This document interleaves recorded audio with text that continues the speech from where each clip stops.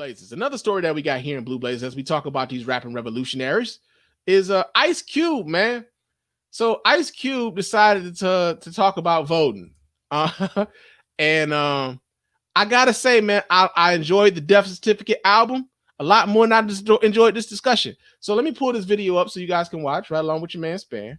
Let's see what Ice Cube is talking about when it comes to voting in America, or why you should or shouldn't. Let's see what he's talking about, y'all. Yo, what's up? This your homie Ice Cube. Here to talk to my black folks. You know, I just want to be straight up because there's a lot of messages going out about this election. First and foremost, anybody telling you that you gotta vote, that it's your duty, that you have to exercise the right, and that people died for you to vote. For one, that right there, he wasn't sure about what the fuck he was about to say. Let's just say that right now. He wasn't sure. He like, shit, I might have just put myself in the corner. I didn't really need to, but I got to fix this. People did die. Yeah. But nobody walked out their house to go die for you to vote. They were killed by probably some racists that don't want to see us get anything. Yo, that's for one, is ahistorical as fuck, man. Like, he's trying to parse the reasoning why people were dying around the time where they were trying to keep black people from voting, right? He's trying to parse, like he can thread this needle as to, well, it's almost like how people are talking about COVID-19 right now, right? So you got people who, when they talk to, like, especially like some of these people on the right wing side of things, they talk about COVID-19 and like the death toll. We're coming up on like 200,000 people in America who have died as a result of COVID-19. And then you got these people on the right who are like, well, actually, a lot of these people had comorbidities. They had other conditions that were exacerbated by the COVID-19, but they really died from the other thing.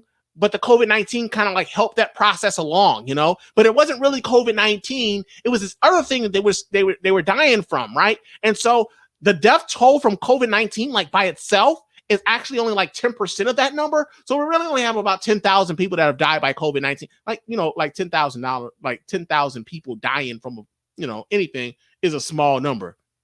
Right. They tell us never to forget 9/11. 3,000 people died that day. They tell us never to forget that day. And even if you try to mitigate this to like down, if you try to whittle that number down to 10,000, that's still 10,000 people, right? And so what Cube is doing here now is like, okay, so yeah, they saying, black people died from, they, going to vote. They trying to tell you, man, black people died for the right to vote. But no, what happened was they didn't like walk out their door and like, get killed, just for like, to go vote, like some racist rolled up and like killed them. Why are they killing them, Cube? Why would they do that? Why were they coming up with so many different fucking rules to keep you from doing that? Why were they coming up with poll taxes, Cube, and literacy tests?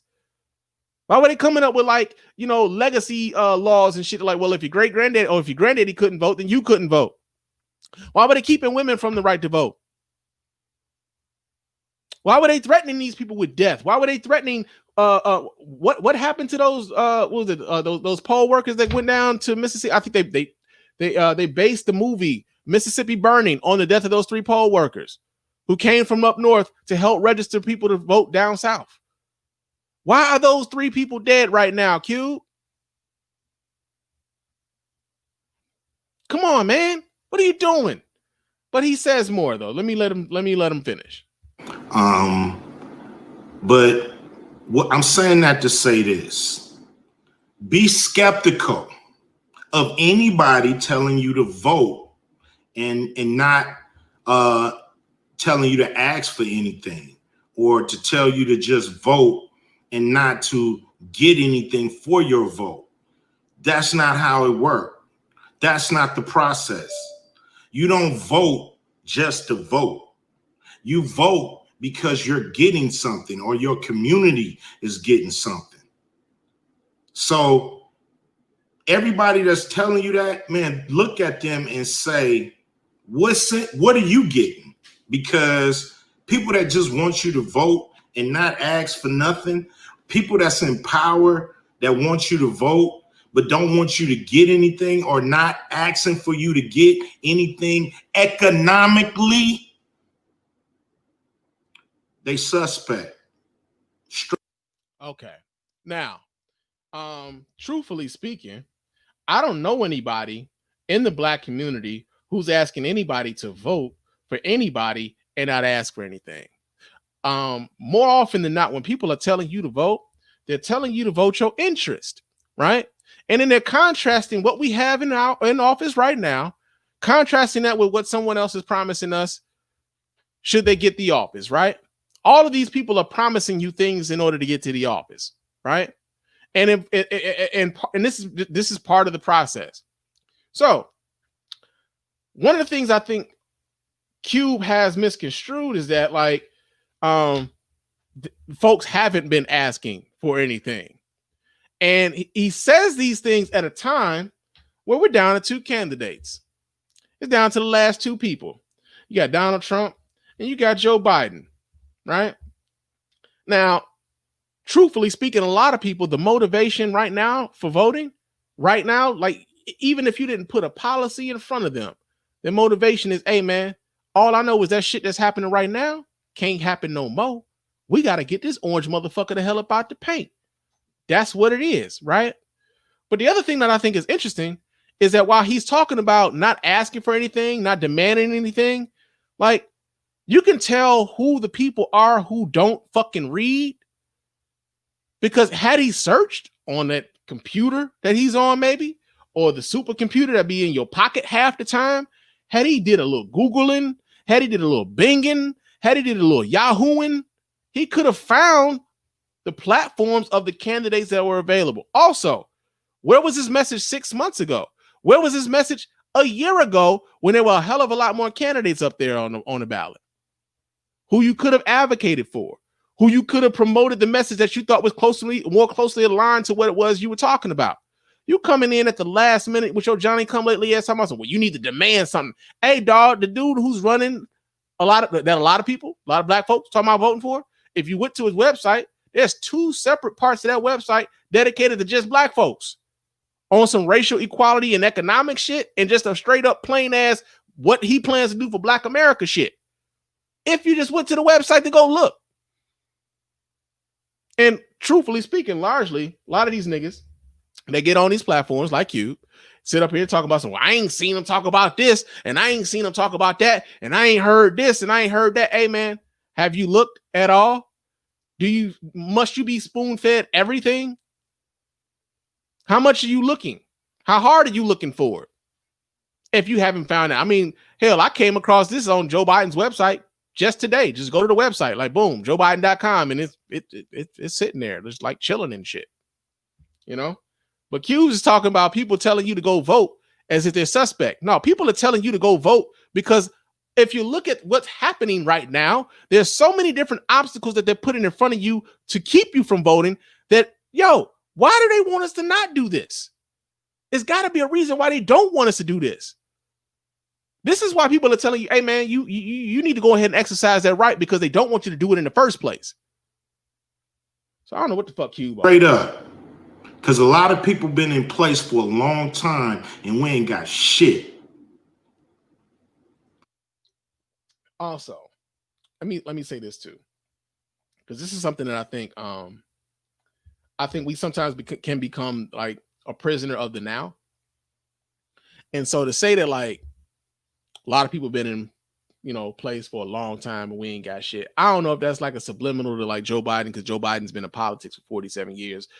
But like, here's the thing, like, and I've seen this, like Joe Biden was responsible to his constituents in the state that he was a representative for, right? Like to say that, like, well, Joe Biden's been in Congress for this amount of time, like, yeah, he's responsible largely to like the people that elected him in that state. But also, as bad as we feel things are right now, I'm sure our parents and our grandparents can remember a time where the shit was a lot worse. And so being a prisoner of the now, you would think that like, yeah, man, things is fucked up, man. It's still fucked up for black folks, this and the other, and kind of like gloss over some of the progress that we have been able to make from then, right? We've had a president of the United States be a black man. We've had black people be elected to the United States Senate and holding powerful positions in Congress. We've had black people on the Supreme Court. We've had black people,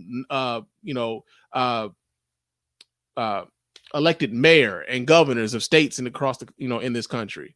We've had black people in positions in like to head Fortune 500 companies. Like, although like, and these aren't to say that like these are just like the epitome of success. It's just to say that like these are things that weren't not open to black people years ago, and these things are happening not as often as they should, but these things are happening. And so I think we sometimes can become prisoners of the now, where we have this tunnel vision of like, well, this right here is still fucked up. Like, yes, this right here is still fucked up. This is something that we need to work on. However, let's not negate the progress that has been made by the people who came before us fighting for the shit that we have today. I think it's disrespectful for us to do that. I think it's very disrespectful for us to do that. So yeah, there's that shit gonna end. That shit gonna end. We gonna get what we supposed to get. Period. And anybody asking you not to ask, I wouldn't listen to them. Because that's the process. Every community asks for what they want. And we gonna do the same goddamn thing. All right. So yeah, realize the real lies coming out of the mouths of the rapping revolutionaries, man. Real talk. But yeah, man.